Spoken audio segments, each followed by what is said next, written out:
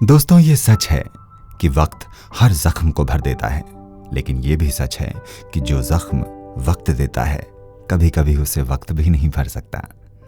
हमारी आज की कहानी भी एक ऐसे ही शख्स कुणाल की है जिसको वक्त ने खूबसूरत लम्हों से नवाजा, लेकिन जब उसी वक्त ने उसको गम के बादल दिखाए तो उन बादलों की ओट में उसके अपने गायब होते दिखाई दिए। आपका स्वागत है हमारे इस शो समय समय की बात में, और अब ज्यादा वक्त ना बर्बाद करते हुए सुनते हैं आज की कहानी कुणाल के वक्त की। कुणाल, कुणाल। जी बाबूजी। क्या हुआ भाई, कुछ बात हुई? किस बारे में बाबूजी? और किस बारे में? बहन की शादी है, रुपये का क्या हुआ? इंतजाम कर रहा हूँ। ये तो मैं 4 साल से सुन रहा हूँ, हो रहा है। भगवान जाने कब होगा। मैं ट्राई कर रहा हूँ। काश मैंने भी उस समय यही कहा होता। मैं ट्राई करता हूँ। मुझे मालूम था, मुझे बड़े भाई ने टोका भी था कि विशंभर भूल कर भी रुपए मत देना। 9 सिखिया लड़के हैं, कहाँ कौन से बिजनेस में फंसाने वाले हैं क्या मालूम। एक बार रुपया गया फिर वापस नहीं आने वाला। लेकिन मैं माना ही नहीं। मुझे लगता था मेरा बेटा होशियार होगा। मेरा बेटा तो निपट मूर्ख निकला। कहाँ है तेरा वो दोस्त हर्ष? तब तो बड़ा बोल कर गया था 2 महीने में लौटा दूंगा। 2 महीने और 4 साल में उसे फर्क समझ नहीं आता है क्या? फोन मिला उसे, और फोन लेकर इधर आ, मैं बात करता हूं। कुणाल सर झुकाए खड़ा रहता है। अबे ऐसे भूत के जैसे सर झुकाए क्या खड़ा है? फोन मिला कर दे। वो बाबूजी फोन नहीं उठा रहा है। मालूम था मुझे। जब उसे पैसे की जरूरत थी तो दिन रात चौकीदार की तरह मंडराता रहता था। अब जब हमें जरूरत है तो गधे के सींग की तरह गायब हो गया। अब क्या सोचा है? मैंने 1-2 जगह बात कर रखी है। आजकल में कुछ इंतजाम हो जाएगा। और कुछ होना हो, लेकिन शादी के दिन मेरी पगड़ी जरूर उछलवाओगे। मेरी बेइज्जती करवाने का पूरा मन बना रखा है तुमने। मुझे तो भविष्य अभी से दिख रहा है। सारे बाराती तैयारियों को लेकर नुक्स निकाल रहे हैं, हंस रहे हैं। मेरी 30 साल से बनाई सारी इज्जत की धज्जियां उड़ रही हैं, वो भी सिर्फ तेरी वजह से। दिल करता है तुझे घर से बाहर निकाल के फेंक दूं। बाबूजी रहने दीजिए ना। अरे क्या रहने दूं बेटी, 1 महीना रह गया तेरी शादी में और अभी तक सारी तैयारियां भी नहीं हुई हैं। और तैयारियां क्यों नहीं हुई हैं? क्योंकि तुम्हारे सगे बड़े भाई, जिनको तुम्हारी सबसे ज्यादा फिक्र होनी चाहिए थी, उन्होंने हमारी सारी जमा पूंजी पानी समझकर पानी की तरह बहा दी। उन्होंने तो कुछ अच्छा सोचकर ही इन्वेस्टमेंट करी थी, लेकिन वैसा रिजल्ट नहीं मिला तो इसमें उनकी क्या गलती? गलती है, बिल्कुल गलती है। जिस रास्ते की जानकारी नहीं उस रास्ते पर जाना ही क्यों है? क्या मालूम क्या क्या खतरे हों उस रास्ते पर।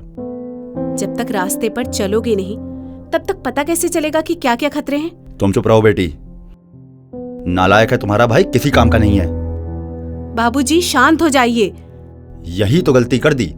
जब इसने पैसे मांगे थे तब शांत था, और ये 4 साल भी शांत ही रहा। ऐसे ही शांत रहा तो आगे भी नहीं मिलने रुपये। और बेटी तुमने सुना हर्ष भाई साहब फोन भी नहीं उठा रहे हैं। उसे इससे क्या मतलब कि कोई जी रहा है, मर गया, बस उनकी जिंदगी बढ़िया चलनी चाहिए, जो कि चल रही होगी। बाबूजी तुम इसकी साइड मत लो विद्या। एक बाप का फख्र होता है बड़ा बेटा, लेकिन ये नालायक तो मेरे फख्र का नहीं, मेरी बेइज्जती का कारण बन चुका है। मोहल्ले में शक्ल दिखाने लायक नहीं छोड़ा है। बाबूजी कुणाल को उल्टा सीधा बोले जा रहे हैं और कुणाल ये सब सर झुकाए थोड़ी देर सुनता है और फिर तेज कदमों से घर से बाहर निकल जाता है। अरे ओ, बाहर जा रहा है तो आवारा घूमते मत रहना। पैसे का कुछ इंतजाम कर देना, बहुत तैयारियां करनी है। बाबूजी भैया को इतना भी मत बोला करिए। देखा नहीं कैसा मुंह उतर गया था? कुछ बोल दो तो इनका मुंह उतर जाता है। और यहाँ जो सारी बिरादरी की आंखों से इज्जत उतरने वाली है उसका क्या? आप मेरी शादी मेरी और परिवार की खुशी के लिए कर रहे हैं या फिर बिरादरी की खुशी के लिए? मुझे नहीं चाहिए ऐसा फंक्शन जहाँ लोग हमारी खुशियों में शरीक होने नहीं बल्कि कमियां निकालने आए। ऐसे थोड़ा ही होता है। समाज में रहना है तो सबको साथ लेकर चलना पड़ता है। 4 समाज का सोचना पड़ता है। भले उस 4 समाज के सोचने के चक्कर में अपना सगा कोई परेशान रहे, दुखी रहे, अंदर ही अंदर घुटता रहे। सब ड्रामा है, कोई परेशान नहीं है। परेशान होता तो अभी तक पैसों का इंतजाम कर चुका होता। कोशिश तो कर ही रहे हैं ना वो। यही उसकी इन्हीं कोशिशों से तो परेशान हो गया हूँ मैं। अब तो उम्मीद भी छोड़ दी है मैंने। आखिर में बड़े भाई साहब से ही रुपया लेना पड़ेगा। ऐसा भी कौन सा पहाड़ टूट पड़ेगा अगर थोड़ी बहुत कमी भी रह जाएगी तो। तुम ये सब नहीं समझोगी। अच्छा सुनो विद्या, मैं ज़रा बड़े भाई साहब के यहाँ से होकर आता हूँ। ठीक है, खाने के टाइम तक आ जाइएगा। हाँ बाबा, हाँ, आ जाऊँगा। बाबूजी घर से निकल गए और बाबूजी के जाते ही विद्या ने कुणाल को फोन मिलाया। हाँ विद्या, बोल। आप कहाँ हो? वो हर्ष के घर आया था। तो कुछ हुआ? वो घर पर है ही नहीं, मामा के यहाँ गया हुआ है, ना ही फोन उठा रहा है, पता नहीं कहाँ मर गया। आप टेंशन मत लो, आप घर आओ। मैं शाम तक आऊंगा, अभी 1-2 जगह जा रहा हूँ, शायद पैसों का इंतजाम हो जाए। बाबूजी शांत हुए या अभी भी गुस्सा है? उनका गुस्सा तो आप जानते ही हो, अभी ताऊ जी के यहाँ गए हैं। तुमने उन्हें रोका नहीं? वो जरूर पैसों का इंतजाम करने गए होंगे। वो आजकल किसी की बात सुनते कहाँ हैं। खैर वो सब छोड़ो, आप सीधा घर आओ, मुझे आपसे बात करनी है। क्या हुआ अभी बताओ। नहीं ऐसे नहीं, आप घर आओ। विद्या मैं कुछ सुनना नहीं चाहती, आप सीधा घर आओ। ठीक है बाबा, आ रहा हूँ। कुणाल ने फोन डिस्कनेक्ट किया और थोड़ी ही देर में वो विद्या के सामने खड़ा था। क्या हुआ? आपको कुछ देना था। क्या? ये क्या है? खोल कर देखिए। ये इतने सारे रुपए तुम्हारे पास कहाँ से आ गए? कहाँ से आए, कैसे आए, वो सब छोड़िए और बाबूजी को जाकर दे दीजिए, नहीं तो बेकार में ताऊ जी से ले लेंगे और फिर आकर हमको सुनाएंगे। पागल है क्या? पहले ये बता, ये पैसे आए कहाँ से, किसने दिए? भैया क्यों बेकार के सवालों में टाइम खराब कर रहे हैं? विद्या, बड़ा भाई हूँ तेरा, हक बनता है मेरा जानने का। बता कहाँ से आए ये पैसे? रजत ने दिए। प्लीज बाबूजी को मत बताना।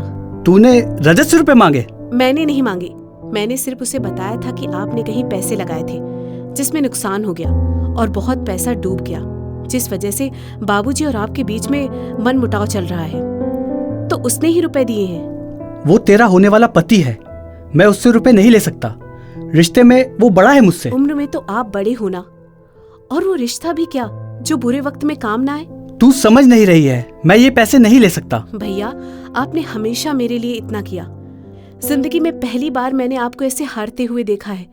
क्या मैं नहीं जानती कि आप अंदर से खुद को कितना बेबस, लाचार, मायूस समझते हैं? प्लीज इन्हें लेने से मना मत करिए, प्लीज। विद्या तुम। भैया मना मत करिए प्लीज। मैंने भी रजत से पैसे लेने से मना कर दिया था, तो पता है उसने क्या कहा? उसने कहा कि अगर मेरे और उसके रिश्ते को जोड़ने के लिए एक बाप बेटी का रिश्ता खराब हो तो उसे ऐसा मंजूर नहीं। उसने मुझे कहा कि कल जब मैं इस घर में नहीं रहूंगी और इस पैसे की वजह से जो दूरी आप में और बाबूजी में आ जाएगी उसे कौन दूर करेगा, तब उनका सहारा कौन बनेगा? तो अगर इस पैसे से 2 रिश्ते जुड़ सकते हैं तो इन पैसों का इससे अच्छा इस्तेमाल तो हो ही नहीं सकता। इससे कीमती चीज हर कोई नहीं खरीद सकता।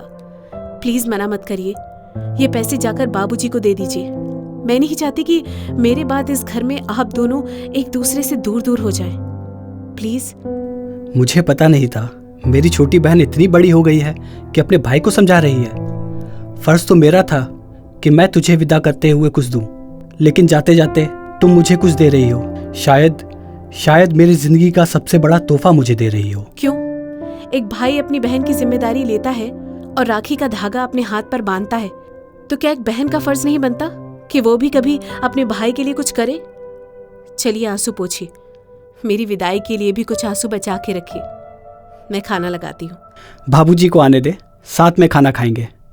जाने कितना वक्त हो गया है हम दोनों को एक दूसरे के साथ खाना खाए हुए। विद्या की आंखों में आंसू डबडबाए थे। कौन अपना है और कौन पराया, ये वक्त से बेहतर कोई नहीं बता सकता। कुणाल को भी इस वक्त की अहमियत का पता चल चुका था। ये थी हमारी आज की कहानी वक्त, जिसे आप सुन रहे थे हमारे शो समय समय की बात में। मैं भी लेता हूं आपसे विदा, इस वादे के साथ कि अगली बार फिर हाजिर होऊंगा एक नई कहानी के साथ। तब तक आप ख्याल रखिए अपना और अपने रिश्तों का। इमली, खट्टी मीठी बातें।